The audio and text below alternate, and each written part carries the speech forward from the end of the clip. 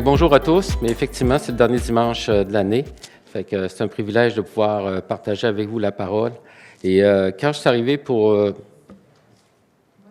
demander à Dieu c'est quoi que j'allais amener, ce que j'ai venu à cœur, c'est un message que j'avais déjà préparé, qui est venu sur mon cœur puis que je voulais vous partager. Puis encore une fois, je vais vous parler... Je vais vous conter une histoire que vous connaissez déjà pour arriver à une exhortation que Dieu a mise sur mon cœur. Je vais vous parler d'Élie, un homme de même nature que nous, que dit Jacques. Mais quand on regarde la vie d'Élie, on a un petit peu de misère à croire que c'est un homme de même nature que nous si on regarde juste les miracles. Mais Élie, il y a eu un processus dans sa vie, puis c'est ce que je veux vous partager. Élie était sûrement l'un des plus grands prophètes de l'Ancien Testament. Il était considéré par les Juifs comme le prophète par excellence. Outre Moïse, bien entendu, sa vie est remplie de miracles, de foi en Dieu, de consécration, et en Malachie, la venue du Messie était même associée à son retour. Si on lit en Malachie un petit coup, « Voici, je vous enverrai Élie le prophète avant que le jour de l'Éternel arrive, ce jour grand et redoutable. » Jésus déclara en Matthieu 11 et 17 que c'est Jean-Baptiste qui était l'Élie attendu. Juste pour préciser, c'est un Élie, c'est un personnage assez spécial. Sa vie pleine de foi est un exemple pour nous. Cependant, nous ne nous sentons certainement pas à la mesure de lui. Comme je vous disais, c'est bien trop miraculeux ce qui est arrivé dans la vie d'Élie. Et pourtant, comme on a lu au début, Jacques nous dit dans son épître, il nous dit au chapitre 5, verset 17, « Élie était un homme de la même nature que nous. Il pria avec instance pour qu'il ne plût point, et il ne tomba point de pluie sur la terre pendant 3 ans et 6 mois. » Pourquoi un homme de même nature que nous? Pourquoi Jacques dit-il ça? Oui, il pria puis il arrêta la pluie, mais j'ai jamais fait tomber le feu du ciel. On va en parler justement. J'ai jamais prié pour qu'un mort ressuscite. Un prophète plein de foi et de courage. Pourquoi plein de courage? Il défia même le roi Akab, dont l'épouse Jézabel en même temps. Puis probablement, elle était la pire de toutes les reines qu'il y a pu y avoir. Elle répandit le culte de Baal, 450 prophètes, et d'Astarté, 400 prophètes. Il est écrit dans 1 Roi 17, quand nous présente Élie, au verset 1 et suivant, « Élie, le Tishbite, j'aurais dû même pratiquer à le prononcer, l'un des habitants de Galaad. » De toute façon, c'est pas grave, j'ai toujours de la misère à prononcer, non. Il dit à Akab, « L'Éternel est vivant, le Dieu d'Israël, dont je suis le serviteur, il n'y aura pas cette année ni rosée ni pluie, sinon à ma parole. » Il n'a pas eu peur de se présenter devant Akab après la sécheresse, qui y arrivera un peu plus tard. Et pourtant, selon Abdias, le serviteur d'Akab, au chapitre 18, verset 10, « Il n'est ni nation ni royaume où mon maître n'est envoyé pour te chercher. » Et quand on disait que tu n'y étais pas, il faisait jurer le royaume et la nation qu'on ne t'avait pas trouvé. Élie, durant la sécheresse qui suit, a été recherché par Akab. Mais même ça, même si Élie est arrivé, puis il s'est présenté devant Akab quand Dieu lui a dit.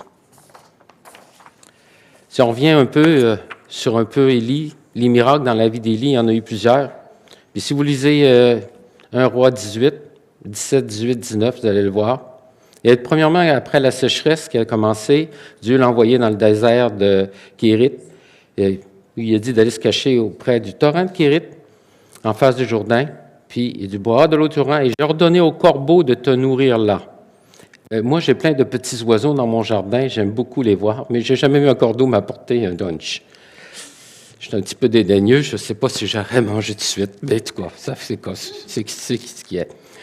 Mais Élie était nourri par des corbeaux de façon miraculeuse. Puis ensuite, Dieu l'envoie auprès de la veuve de Sérapa, en Sidon, parce que le torrent était épuisé, il n'y avait plus d'eau. Puis là, encore un miracle, l'huile et la farine qui ne se vident pas. Si vous connaissez l'histoire, la farine, il demande à la veuve, il dit de lui donner de l'eau, elle lui donne de l'eau, et puis après ça, il dit, veux-tu me préparer un pain, un petit gâteau? Et puis, c'est là qu'il dit, il me reste juste un petit peu de farine, un petit peu d'huile. Et puis, je me préparais justement à préparer un petit pain pour mon fils et moi, parce que c'est notre dernier, après ça, on va mourir. Fait qu'Élie dit simplement, il dit, ben, fais comme tu as dit, mais prépare-moi d'avance un petit gâteau. Fait qu'il prépare un petit morceau de gâteau. Elle obéit à Élie. C'est un geste de foi de la veuve. Et puis, Élie il promet que l'huile dans la cruche ne diminuera point jusqu'au jour, puis l'huile, la farine et l'huile, et jusqu'au jour où l'Éternel fera tomber de la pluie à la surface du sol. Même là, la sécheresse s'était répandue, même en Sidon. Et puis, s'il en était comme ça, et puis un peu plus tard, bien, un autre miracle, il dit, à un moment donné, le fils de la veuve est tombé malade jusqu'à un point de mourir. Et puis, c'est à ce moment-là que la veuve, il dit à Élie, il dit, es-tu venu pour me rappeler ma faute? C'est remarqué qu'elle était consciente. Fait que là, Élie a pris l'enfant, il est monté dans sa petite chambre qui était en haut, il s'est couché au-dessus pendant 3 fois, il a prié l'Éternel. Et puis, Dieu, l'Éternel, et regardez ce qui est écrit, l'Éternel écouta la voix d'Élie. C'est spécial la façon que c'est écrit, parce qu'on voit qu'en plus d'avoir des miracles dans la vie d'Élie spectaculaires, l'enfant est revenu, il est ressuscité. Mais Dieu, Élie avait une certaine proximité avec Dieu. Comme j'ai dit tout à l'heure, Élie était aussi un prophète plein d'audace. Il se présenta après Akab, après que Dieu lui a dit de retourner, et que la pluie allait revenir. Bien des jours s'écoulèrent en 18, 1 à 2, et la parole de l'Éternel fut adressée à Élie dans la 3e année. « Va, présente-toi devant Akab, et je ferai tomber de la pluie sur la face du sol. » Et Élie alla pour se présenter devant Akab. La famine était grande à Samarie. C'est à ce moment-là qu'il a rencontré premièrement le serviteur d'Akab, et puis que le serviteur d'Akab a vraiment eu peur. Quand Élie il dit, ben, va chercher ton maître, il a eu peur, il dit, mais non, si je vais chercher mon maître, Dieu va t'enlever. Sa réputation était déjà faite qu'Élie était un homme de Dieu. Puis Élie l'a rassuré, il dit, non, je reste si j'ai un message à apporter. Et quand Akab arrive, là, Akab, il n'y a pas de bonne humeur après Élie, il y a la sécheresse, parce qu'effectivement, il avait envoyé le serviteur pour pouvoir trouver de l'herbe, possiblement, dans le pays, et ne pas avoir à tuer les animaux qui restaient.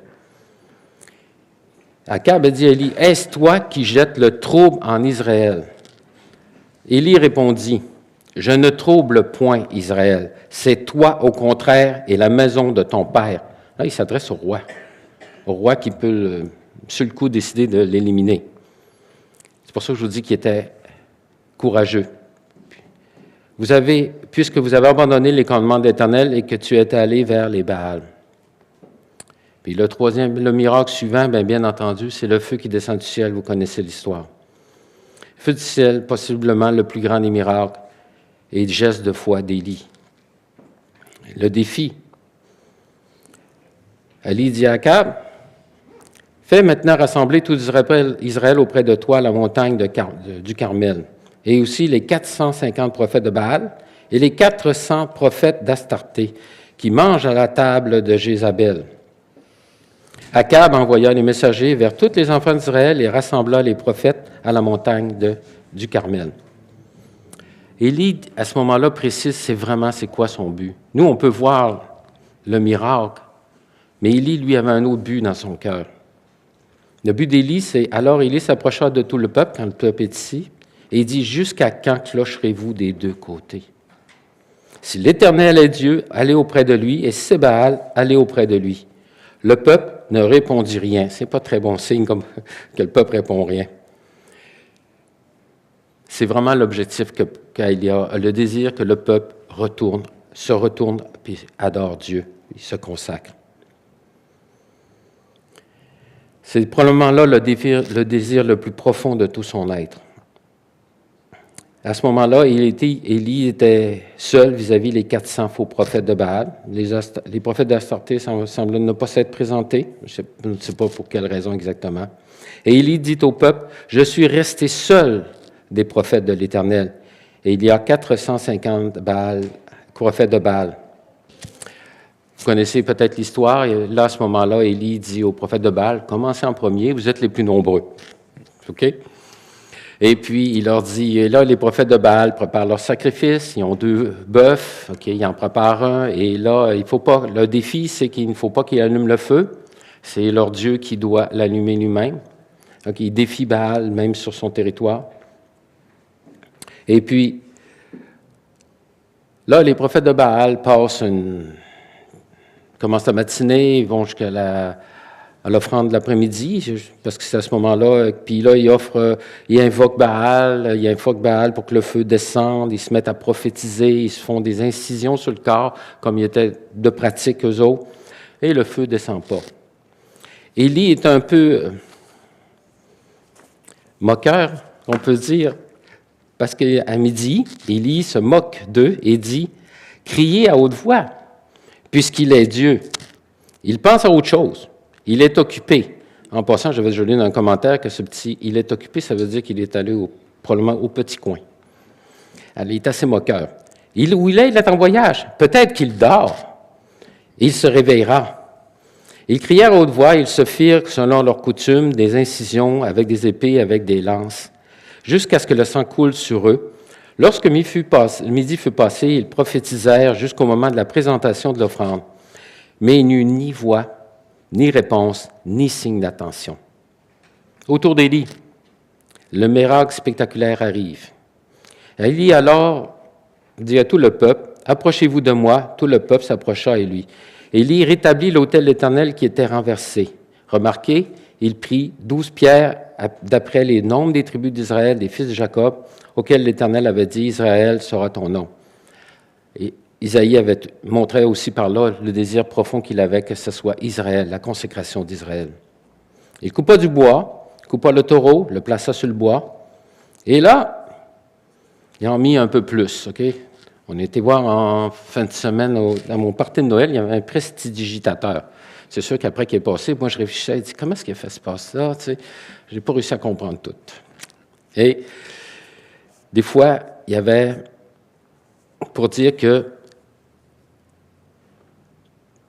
il y en met beaucoup à ce moment-là pour montrer encore plus la grandeur de Dieu.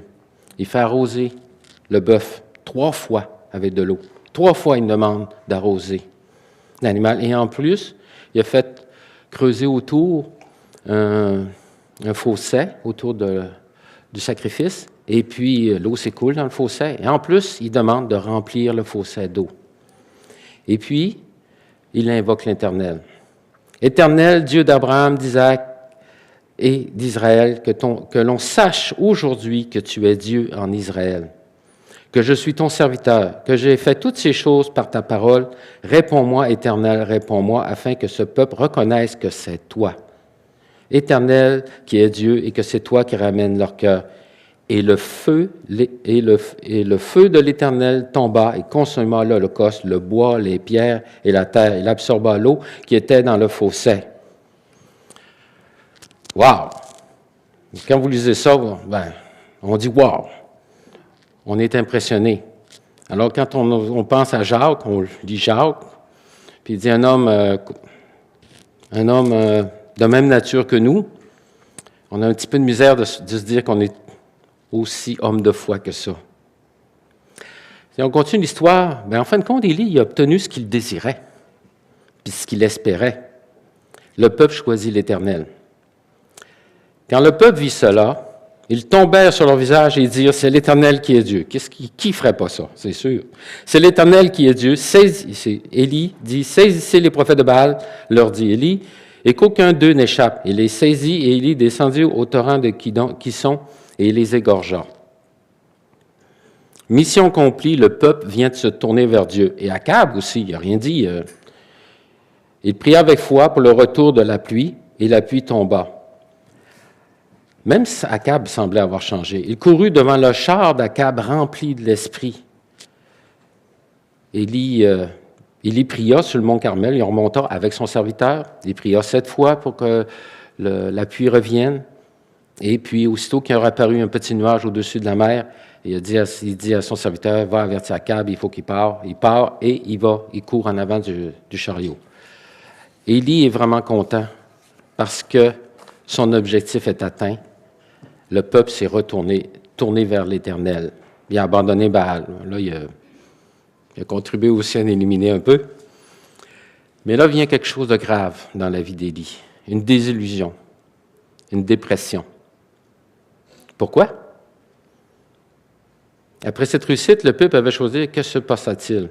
Bien, si on lit au chapitre 19, au verset 1 à 4, Akab, je pense qu'à Jézabel, c'est vraiment elle qui portait les culottes à la maison, comme on dit. Akab rapporta à Jézabel tout ce qu'il avait fait Élie, et comme il avait tué par l'épée tous les prophètes. Jézabel envoya un messager à Élie pour lui dire que les dieux me traitent comme de toute leur rigueur si demain, à cette heure, je ne fais de ta vie ce que tu as fait de la vie de chacun d'eux. Élie, voyant cela, se leva et s'en alla pour sauver sa vie. Hein? Où est l'Élie d'avant? Il arriva à Beersheba, qui appartient à Juda. Il laissa son serviteur. Il abandonne tout son ministère. Pour lui, il alla dans le désert où, après une journée de marche, il s'assit sous un genêt et demanda la mort, en disant, « C'est assez, maintenant, Éternel, prends mon arme, car je ne suis pas meilleur que mes pères. » Pourquoi fuyait-il maintenant? Les corbeaux l'ont nourri. La cruche d'huile et de farine ne sont pas vidées. Pris pour un mort, il ressuscite. Il affronte Akab, puis il dit, « C'est toi qui n'es pas correct. » C'est le roi, là. Puis tout d'un coup, Jézabel le menace de mort, puis il prend la fuite. Il dit, « Ils veulent m'enlever la vie. » Sauf que le discours d'Élie nous dit pourquoi. Il avait vu des situations bien pires. Tout un homme de foi, car même aujourd'hui, on ne connaît pratiquement pas de pareil. Alors, que s'est-il passé? Une désillusion profonde, une perte de repère des plans divins. Du peuple de Dieu, cependant, le peuple de Dieu n'avait pas accepté. Il ne s'était pas vraiment tourné vers Dieu l'Éternel. La déception était tellement grande que même Élie n'a même pas consulté Dieu après. Il est parti, il s'est sauvé, puis il a demandé la mort. Il a abandonné son serviteur, il a abandonné le ministère, il ne voyait plus rien d'utile. Cependant, la foi d'Élie est encore là. Il n'a plus foi à son ministère, il n'a plus foi dans les grands miracles qu'il a vus, mais il a encore foi en Dieu, parce que c'est à Dieu qui demande de mourir. C'est Dieu qui intercède. Il intercède auprès de Dieu. Et puis là, vous savez qu'il y a un ange qui apparaît, qui frappe, puis le réveille. Il s'est endormi, il fait manger une fois, 2 fois, et puis l'ange lui dit, « Pars au mont Horeb, si je ne me trompe pas. » Puis là, Élie, machinalement, il obéit, mais il obéit. Il est découragé, il veut mourir, mais il obéit à Dieu. Il croit encore en lui. C'est tout ce qui reste. C'est une réaction humaine. Il y a un autre exemple similaire dans le Nouveau Testament. Il y en a plusieurs dans la Bible. Où les apôtres, comme Pierre, déclaré en Matthieu 26 qu'il était prêt à donner sa vie pour Jésus. Mais il l'a quand même trahi 3 fois. Et dans le jardin de Gethsémani, un des serviteurs, des disciples, a sorti une épée, tranché l'oreille du serviteur du sacrificateur, le souverain sacrificateur. Cependant, vis-à-vis la réaction de Jésus, qui se soumet à l'arrestation, les disciples ont tous fui. De tous combattants prêts à se battre pour Jésus, maintenant ils ont tous fui. Parce qu'eux aussi ils ont tout perdu leur repère. Ils attendaient un Messie roi. Ils n'avaient pas compris exactement le message de Jésus, même s'il l'avait annoncé. Ayant perdu tout leur repère, et fuient. C'est la peur qui a pris le dessus. C'est une réaction à laquelle on peut facilement s'identifier cette fois-ci. Quand on ne comprend pas ce qui se passe, on perd nos repères. Il reste à ce moment que nos fondements, et c'est là ce qui est le plus important. Des fois, il arrive des situations dans la vie, comme 2025, on a peut-être vu des situations, on se demande pourquoi Dieu t'a permis ça, pourquoi s'il est arrivé ceci. Des fois, c'est peut-être pas les situations, des fois c'est nous-mêmes. Parce qu'effectivement, Le 31 au soir, c'est l'habitude des résolutions. Même les croyants là, en font un peu. Ils prennent des résolutions. C'est une très bonne chose, en tant que tel, de se prendre des résolutions. Mais dans le fond, ça marque qu'on est aussi un peu, des fois, déçus de nous-mêmes. On n'est pas à la hauteur qu'on aurait voulu être. On n'est pas un Élie. On ne fait pas tomber du feu du ciel. On n'est pas l'évangéliste qu'on voudrait être. Je suis-tu en train de parler de moi, là? Oui, un peu. OK. Mais en tout cas, si vous vous identifiez, c'est correct. Et puis, là, on veut faire mieux. Mais on s'identifie à un Élie comme ça qui perd ses points de repère. Pourquoi? Élie, au mont Carmel, avait clairement dit qu'il désirait voir. Le peuple se tourna vers l'Éternel, c'est ce qui est arrivé, mais comme Akab, le peuple a par la suite fléchi devant Jézabel et sont retournés à Baal. Et Élie a perdu tous ses points de repère, comme j'ai déjà dit. Il craignait maintenant pour sa vie. Ne voyant plus son ministère, il a abandonné son disciple. Et ça. Élie, toujours un homme de Dieu, mais aussi un humain. Il se coucha et s'endormit sur un genêt. OK? Comme je reprends. Élie aurait probablement été qualifié de dépressif. On n'a pas besoin de l'écrire, on l'a très bien compris en lisant. C'est le moins ce qu'on peut dire. Cependant, son découragement, il est complet, il s'attend encore à Dieu. Il a marché 40 jours et 40 nuits jusqu'à la montagne de Dieu à Horeb, en obéissant. J'imagine Élie marchait un peu sans conviction. Ça ressemble des fois peut-être à venir à l'Église sans conviction. Un peu délusionné, un peu déçu de plein de choses. Ça arrive. Il arrive des moments dans la vie que c'est comme ça. On le fait machinalement. On se dit, je vais obéir. Je vais lire ma Bible par obéissance. Je vais prier par obéissance. Il y a des moments qui peuvent sembler. On n'a pas toujours des grands feelings. Imaginez, Élie, lui, c'est 40 jours et 40 nuits, il marche.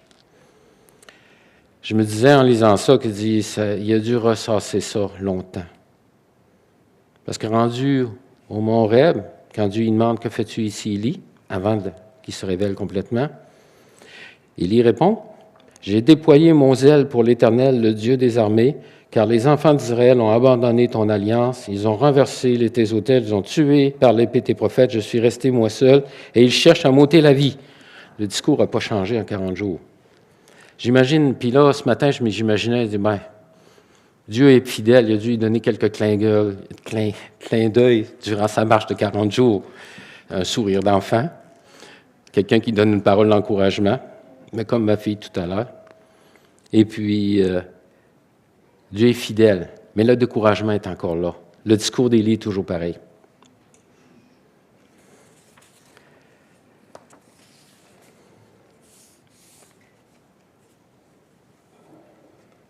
Puis vient ensuite la découverte d'Élie, une nouvelle révélation.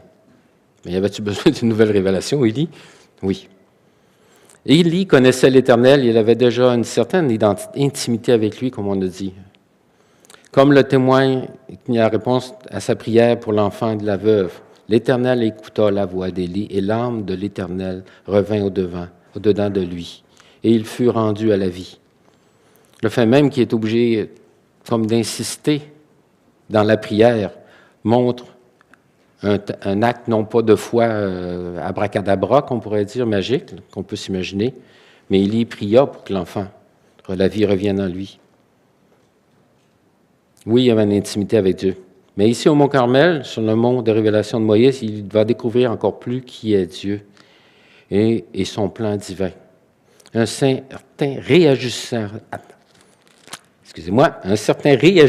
à l'agenda de Dieu et à la réalité des choses. Dieu n'est pas premièrement dans le spectaculaire, mais dans l'intimité. Et puis, je pense que je l'ai mis écrit dans les acétates.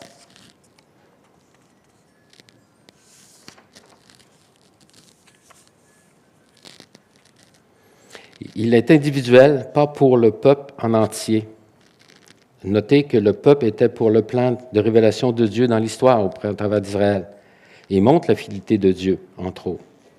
Mais le plus grand homme ou femme de foi, je parle dans l'optique miraculeuse, doit rester à l'écoute, car il doit accepter, et cela souvent dans les épreuves, un ajustement de sa vision, ce qui devient au final la vraie foi. Il arrive au Mont Carmel, Et première fois, Dieu, il dit, « Que fais-tu ici? » Il dit, et puis Dieu passe dans un tremblement de terre. Élie est caché dans la grotte. Puis dans un feu, dans un vent violent, Dieu n'était pas là. C'est drôle, ça rappelle comme une référence au miracle qu'Élie a vécu avant. C'était grandiose. Dieu est capable de se montrer en grandiose. Et puis vient un doux murmure. Élie comprend que c'est Dieu qui arrive. Il sort, il se cache, se couvre, par respect. Et puis il répète encore la même chose, je suis resté seul. Et il cherche un moté de la vie. Et Dieu lui donne une nouvelle révélation. Et sa vision est réajustée selon le plan de Dieu. Après 40 jours dans le désert, après une pareille déception, Élie était prêt à entendre. J'ai déjà parlé un peu de certaines personnalités qui sont des locomotives, il faut les arrêter. Il faut des situations spéciales pour les faire réfléchir. Mais merci Seigneur pour les gens comme Élie. Merci Seigneur pour les Paul, parce qu'ils produisent, Dieu s'en sert pour faire de très grandes choses. Et ici, il avait besoin peut-être d'un ajustement, peut-être d'autre chose. Une nouvelle vision. Ce n'est pas tout le peuple de Dieu qui va suivre Dieu, tout le peuple d'Israël qui va suivre Dieu, mais seulement 7000, probablement sans compter les femmes et les enfants. D'une certaine manière, le ministère d'Élie doit être plus individuel maintenant, envers les gens, envers les individus. Il va toujours s'adresser au roi, il va toujours faire une œuvre auprès du roi, il va encore avoir des miracles spectaculaires, ou même auprès des pays étrangers, quand ils viennent pour envahir Israël, et puis qu'Élie va dire au roi, il dit, bon, ben, le roi, ils vont te faire attaquer par tel endroit si je ne me mélange pas avec Élisée. Et puis quand les soldats arrivent sur le mont, au mont Carmel, puis effectivement, ils viennent pour le saisir, et puis qu'il l'appelle homme de Dieu, et qu'Élie fait une rhétorique, il dit, ben, puisque je suis homme de Dieu, que le feu vous tombe dessus, si c'est bien le feu. J'ai oublié de le vérifier, vous pourrez vérifier. Et que par 3 fois, la 3e fois, le chef d'armée était plus sage, fait qu'il a demandé un peu plus de l'accompagner. Mais les miracles sont encore là dans la vie d'Élie.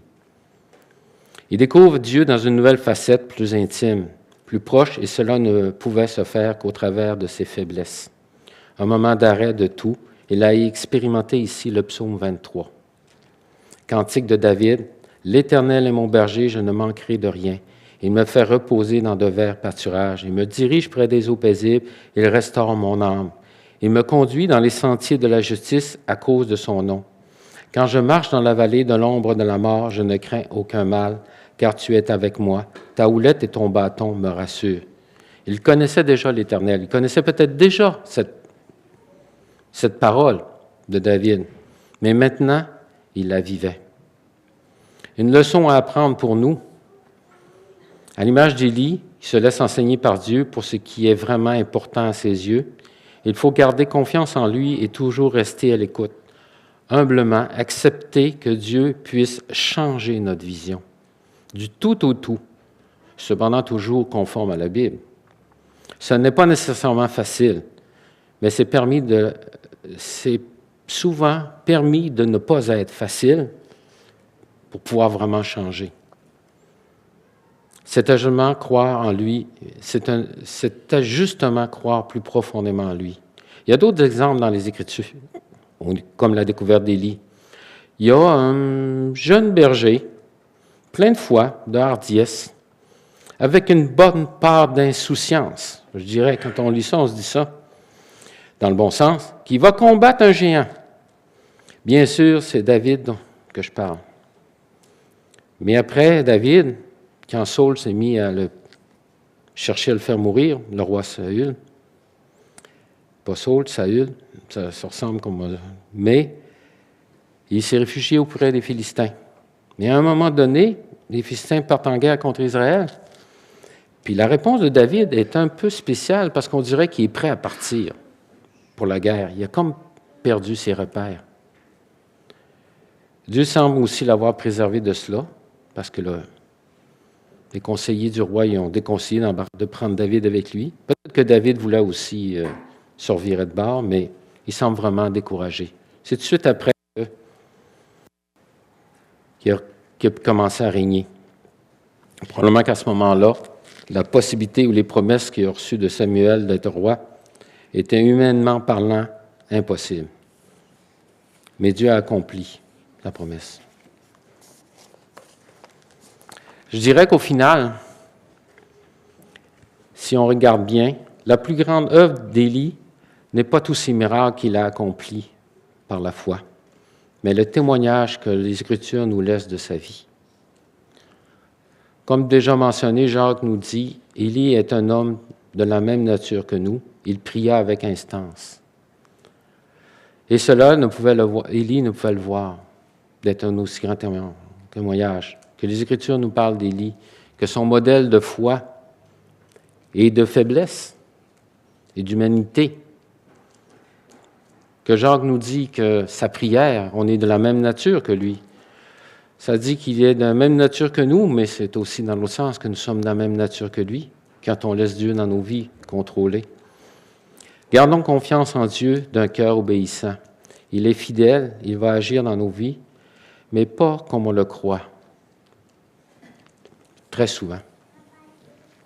Je trouvais ça très bon aussi au niveau des chants. Puis effectivement, dans cette nouvelle année qui va commencer, bien, des fois, on peut être déçu de ce qu'on a vécu. Ou on peut être en joie aussi. Moi, j'aime beaucoup le temps des fêtes parce que c'est un temps où est-ce que c'est un rassemblement familial. La radio chante enfin des chants qui sont plus joyeux, plus chrétiens. Même certains qui s'en éloignent un peu, mais que c'est quand même, la culture est là. Et ça me rend triste d'entendre moins de chants et tout ça.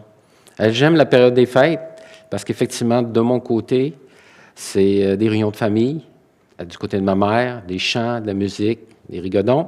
OK? Et puis, c'est ça que moi, j'ai ma jeunesse. Fait que Noël peut être un temps de réjouissance. Mais un changement d'année peut être aussi un temps où est-ce qu'on se remémore cette année, puis on se pose des questions. C'est une bonne chose. Mais gardons confiance à Dieu, parce que même dans les situations, les épreuves, les situations qu'on ne comprend pas, Dieu se glorifie. Et notre témoignage auprès des autres, il est encore souvent plus fort quand on reste fidèle. Là, les gens autour de nous se demandent, pourquoi reste-t-il accroché à Dieu? Pourquoi est-il fidèle? Et ça, ben, c'est pas grâce à nous s'ils sont touchés par ça. C'est vraiment Dieu qui fait un œuvre dans les cœurs. On ne connaît pas le témoignage qu'on va rendre par nos vies, par les épreuves qu'on passe, par la consécration. Alors, gardons les yeux fixés sur lui. Puis commençons cette nouvelle année, les yeux fixés sur lui, en sachant, en se réjouissant que notre nom est écrit dans le livre de vie, en se réjouissant qu'il fasse beau ou pas beau.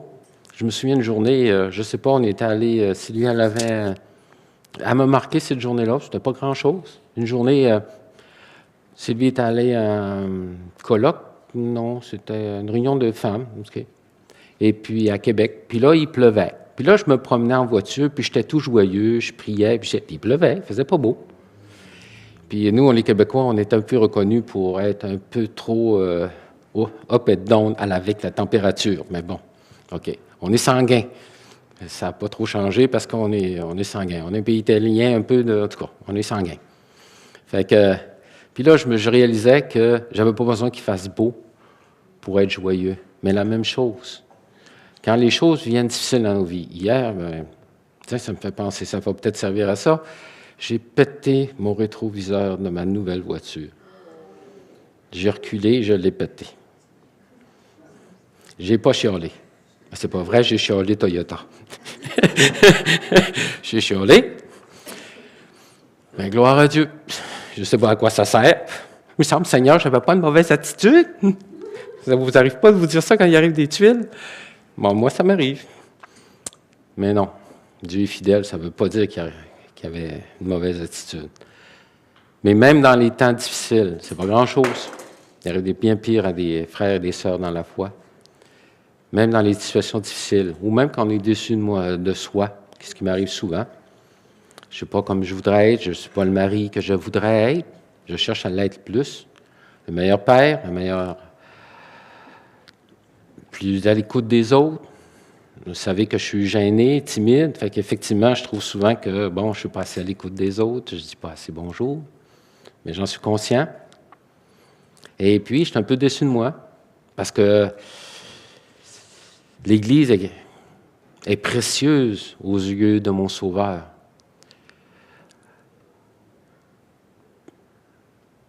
Mais je peux me réjouir, parce que Dieu fait au-delà de ce que je vois, au travers de ma vie, au travers des autres. Quand on regarde les autres, on voit ce qui se passe dans les autres, on voit l'œuvre que Dieu se fait dans les vies des autres, des fois, c'est un petit détail.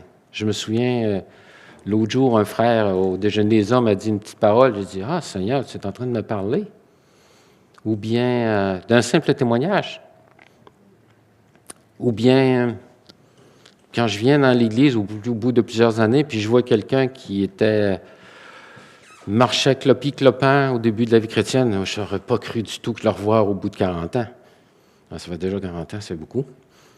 Mais qu'est-ce que je peux faire? Rendre gloire à Dieu. Mais Seigneur, tu es merveilleux. C'est toi qui fais l'œuvre. C'est glorieux. Et son témoignage vient m'exhorter, vient m'encourager. Gardons confiance et les yeux fixés sur Dieu, puis réjouissons-nous.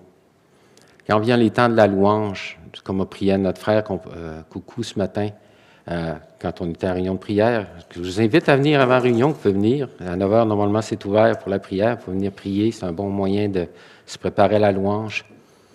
Qu'on prépare, que quand on vient dans la louange, qu'on puisse tout abandonner. Être capable de dire, c'est pas grave. Si le taux prend en feu, c'est pas grave. Mais, Seigneur, tu es en contrôle. Là, on abandonne tout. Et on profite de la présence de Dieu. On profite d'être son enfant, d'être acheté gratuitement.